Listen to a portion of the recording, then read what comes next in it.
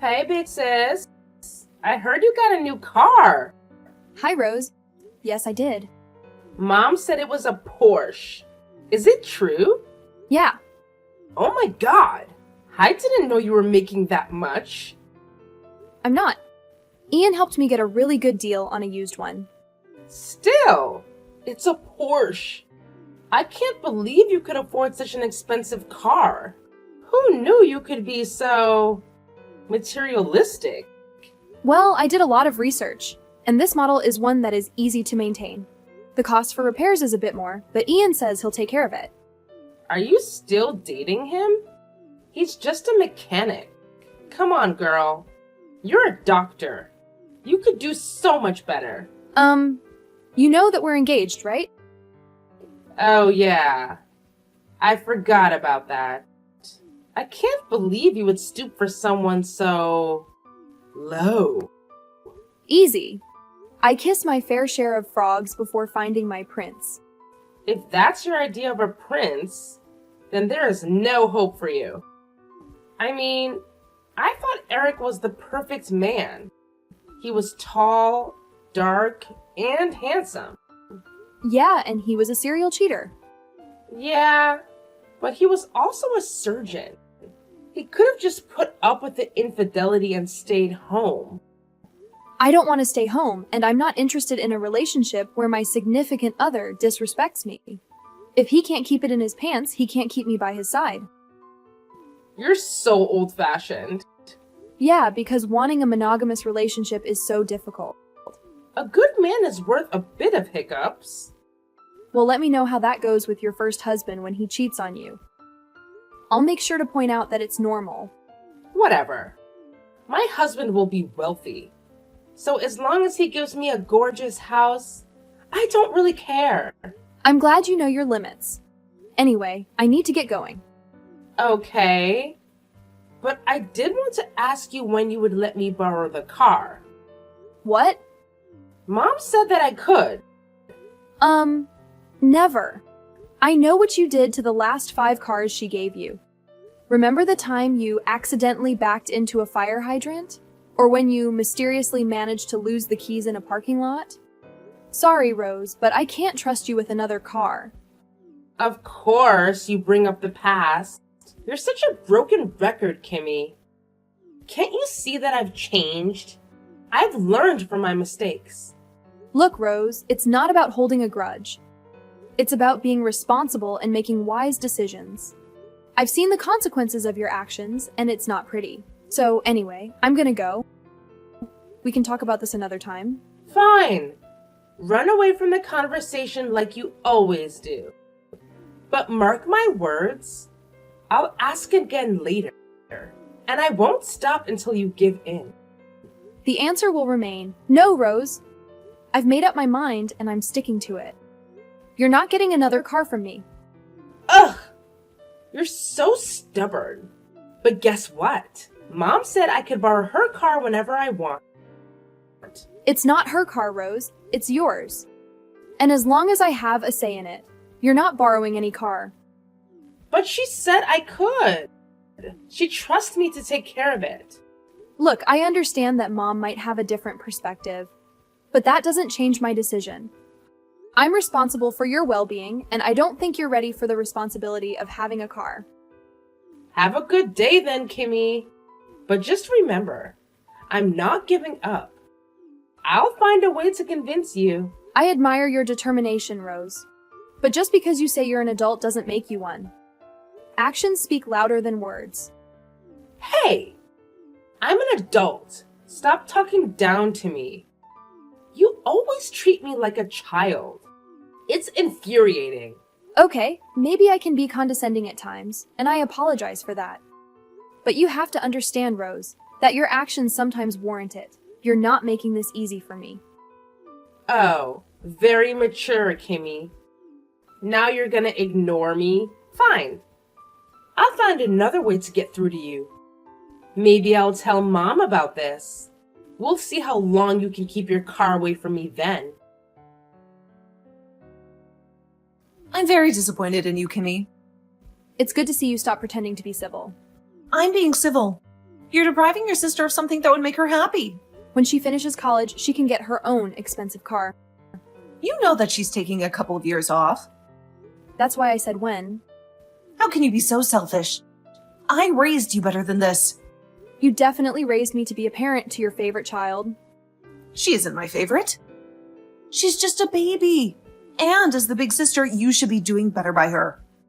Whatever you say, Mom. Don't you take that tone with me, young lady. Don't tell me how to use my own property, old woman. What? How dare you? You are such an ungrateful, spoiled brat. Am I, though? Because I'm pretty sure that I paid for her first 2 years of college, and I'm also letting you live rent-free in one of my spare properties. So you're gonna hold that over my head now? I knew that you were a horrible child. I'm not holding it over your head. I'm simply pointing out that you guys are already benefiting more than enough. Besides, she's totaled. How many cars since she turned 16? It's not like we're asking you to buy her a car. She just wants to try driving it for a bit. And my answer is no. Now, I just got off work, so I want to get home and rest. If you need something important, you can call me in a bit. If you just want to keep fighting over this, I'm putting you on silent. I'm going to talk this over with your father. We'll see just how high and mighty you are when your inheritance is on the line. Sure you do that, Mom. Have a good night. Did you hear? Hear what? Jack left me for another woman. My poor baby now has to find a new home. And of course, that jerk took our only car. I'm sorry to hear that. Do you need help finding a new place to live? No. Mom and Dad are letting us move in with them. But I need to find a job. And to do that, I need to have a car. I'll bet. Well, if you need, I can help you pay to rent a car. Or maybe to get a car to hold you over until you're able to get your own. Or you could just let me borrow your car. No. But you don't need it. You can get a new car and you don't have any kids. I'm offering to help you get a car. My Porsche is a non-starter. Besides, it's a sports car, not a family car. Your son would not be safe in it. I think I can decide what is safe for my son. I'm sure you can. Unless it gets in the way of you getting what you want. How can you say that?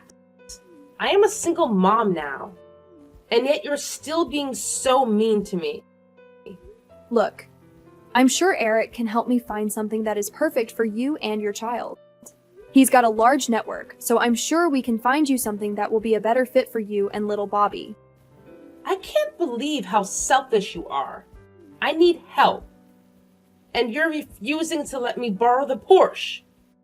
It's not a suitable car for what you need, Rose. You need something family-friendly, or at least kid-friendly. Who says that? I'll be using it with my baby? You did just, like, a couple of texts ago. Oh, shut up! I'm not taking my baby to job hunt. Having a Porsche will leave a good impression when I'm applying to jobs. The answer is no, Rose. I've told you what I'm willing to do to help you. Either take one of those options or don't. My car is not an option. Then why don't you get me a Porsche? For so many reasons, Rose. You're so selfish. I'm telling Mom. Go right ahead. I'm ready for you guys to try to ruin my weekend. What a narcissist. You won't get away with this. I can't believe you. Here your little sister is in a terrible position and you still won't help her. I will. I've offered to help her get her own car, as well as saying I would help her pay for that.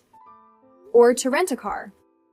What I am not willing to do is let her borrow my car, or to get her one like it. See? You want her to look bad, don't you? If you really want your daughter, who is prone to crashing cars, to have sports cars, nothing is stopping you. But I strongly recommend you not let her take Bobby anywhere. This is not a family car at all. That's just you justifying not helping her in any meaningful way. Ugh, how did you two become so different? Probably because you spoiled her rotten and parentified me. Just a guess. How dare you? We treated you the way older sisters should be treated. If you loved any of us at all, you would do this for your sister and her child. If helping her get a cheaper, more family-friendly car isn't adequate, then I guess I don't love you guys. Well, I never. I'm going to tell your father, and we will change the will the next opportunity we get. Okay, that's fine with me. Especially since I earn more in a year than you guys have saved up. You are a horrible, spoiled child. I'm sorry. Did you confuse me with my sister? Because I'm not the spoiled one. She at least treats us with respect. She treats you like... Never mind. Someday you may come to your senses, but something tells me that you misplaced your reasoning a long time ago. Why you? I don't even know how you ended up being such a horrible daughter. Probably because you always treated me like a babysitter or ATM. Then again, I'm a bit biased in that department. This isn't the end of this discussion. I'm going to get your father involved, and we're going to remind you that you need to listen to your parents. Sure. Go right ahead. I'll make sure to turn off my phone and enjoy the day with my fiancé. It's so rare that we actually get a full weekend off together. Now that he has a new shop, we don't get to see each other as much as we would like. But you're more than welcome to scream into the void. We're going to come over there and teach you to respect your elders. Go for it. We aren't home. What? Where are you? On a weekend getaway. What about your dogs? How could you be so irresponsible as to leave them at home? We didn't. Ian drove us here in his vehicle. Both dogs fit comfortably in the back. They even have their own windows to enjoy the view. Funny how you treat your dogs better than you treat your sister. Well, my dogs are happy just to be passengers rather than to lounge on the beach. The only time they complain is when we don't give them treats when we eat. Are you comparing your sister to your dogs? I'm just using the comparison you established. And that's quite enough drama for me today. Have a great day, Mom. I just got home and my car is gone. Do you happen to know anything about that? Hey, sis. How was your vacation? It was great. Do you know where my car is? What do you mean? Did something happen to your car? It sounds like something bad happened. Ugh, I just said it. My car isn't here at my house. It's gone. So, yes, something has happened to my car. Can we please move on from stating the obvious? Oh no, that's terrible, Kimmy. I'm so sorry to hear that. I guess you'll need to get a new one now, right? Yeah, thanks for the brilliant suggestion, Captain Obvious. Of course, getting a new car is the logical thing to do when your current one gets stolen. Maybe I'll just snap my fingers and a shiny new car will magically appear. Why didn't I think of that before? Well, I was just trying to offer some support. No need to be snarky about it. Look, I appreciate your concern, but it's not as simple as just getting a new car. I have to figure out what happened first. That's why I mentioned checking our security cameras. And then, I'll probably have to call the police to report the theft. Wait, hold on a second. Don't call the police just yet. I mean, what if it's just a misunderstanding? Maybe you parked it somewhere else and forgot? You tend to be forgetful sometimes. Oh, great. Now we're playing the Blame Kimmy's Forgetfulness game. Newsflash, Rose, I'm not an airhead who forgets where she parked her car. I'm pretty sure someone has clearly stolen it. And it seems like you already spilled the beans to Mom about it. I don't know what you're talking about. I didn't tell Mom anything. Why would I do that? Oh, really? Then why did Mom mention it earlier? Did the car thief send her a memo while they were at it? Just admit it, Rose. You blabbed and now you're trying to cover it up. I honestly have no idea what you're talking about. I didn't tell Mom anything. Don't you dare call the police on your sister. She didn't have a choice. If you were a decent sister, this wouldn't have happened. So you guys are admitting that you stole my car? We didn't steal it. We borrowed the car because she needed a vehicle. You have two cars. You easily could have lent her one of yours. Or she could have taken me up on the offer to get her a car. Or you could have simply not been a selfish witch. This is all your fault. Ian just gave me the mail, and apparently I've gotten 2 traffic tickets. Both for running red lights, and look who's in the driver's seat. It's my loving little sister. If you would have just let her borrow it, then none of this would have happened.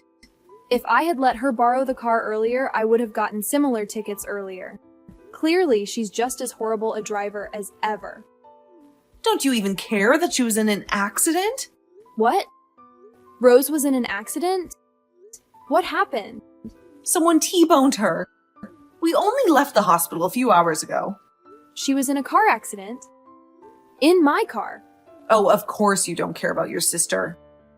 Did you not read that she was in the hospital? I saw that as well as you saying that she's out of the hospital. Wait, was Bobby in the car with her? Thank heavens, no. I've been taking care of him. It's not like your car is practical. That's what I've been saying. She had no business with my car. Well, you should have helped her before you and that worthless fiancé of yours went gallivanting on a luxury vacation. Are you kidding me right now? We went on a short weekend getaway.